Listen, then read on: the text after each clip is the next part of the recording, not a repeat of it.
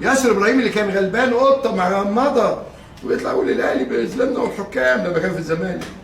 دلوقتي بيضرب الناس وده طبعا. يا اخي بطل هري، تعبنا اقسم بالله. لا بتحدف ولا بتجيب طوب، ده انت وحدت المصريين على كرهك اكتر ما مينا وحد القطرين. بدايه بس انا عايزك تعمل لايك واكسبلور، وبجد انا بطريقه ما عايز الفيديو ده يوصل ليه عشان اقول له كلمتين في نفسي. انت اكبر ذرات في تاريخ نادي الزمالك، اكتر شخص عنده كميه الانا في مصر. يكونش فاكر الناس فرحانه بالترعتين اللي انت عملتهم في نادي الزمالك، ما هو مش عشان غيرك اوحش نقبل بيك انت الوحش وهو اخف الضررين. طب فاكر كلامك 2004 في دوري اللا هزيمه؟ وفاكر مين كان هيضيع الكونفدراليه؟ تعال نسمع عشان تعرف انك اصفر من جوه وما بتحبش ضره.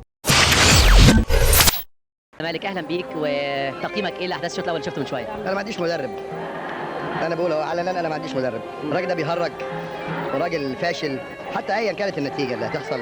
ده لا عامل تشكيل ولا عنده خطه وبيلعب بعشوائيه. وبقى الكلام ما بقولوش النهارده، انا قلته يوم ماتش الزمالك والاهلي في السوبر لما الاهلي كسب واحد، قلت السيء كسب الاسوء منه. السيء مشي، اللي هو كان اوليفيرا ده مشوه، ده مدرب سيء. مش ممكن يكون عندي محمد عبد الواحد واسلام الشاطر واحمد سمير وحسن حسن وجمال حمزه قعدوا على الخط وبيهرج بايده. ده بيهرج، ده راجل انا بقول لك ده راجل مهرج. انا كمسؤول بقول لك ده راجل مهرج، والمدير الفني اللي انا جايبه بالالاف الدولارات ده اللي قاعد يهرج ده مسؤول. انا عايز اساله مع احترامي الشديد، يعني هو ايه مسكين؟ انا مش شايف ولا حد شايف لي زي فين، وده طول احنا شايفين اهو. وتغيير غلط. وبعدين انا النهارده بشيل مش عارف مين وحطيت الاخ شيكابالا. ما شيكابالا ده بقاله فتره ما بيلعبش. شوف عايز ولا حاجه، احسن لعيبه في الزمالك في مصر كلهم في الزمالك، واسوأ مدرب موجود.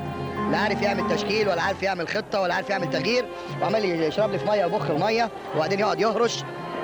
انا عايز اكذب الكلام ده على مسؤوليه تماسك مرتضى منصور. الراجل ده مش عايز يكسب، الراجل ده عايز يخسر، الراجل ده في غيبوبه. في الماتش ده انا بقول لامير وايمن لو في خطا شايفينه ما تسمعش كلام جروس، حط تحتها 100 خط. هيطلعك من الكونفدراليه لو صمم على العند ده. ده بني ادم ظالم، عندي كافر. الراجل اللي واقف بره ده اللي عمال يلعب في قرعه، ده مدير فني لا يصلح لمركز الشباب.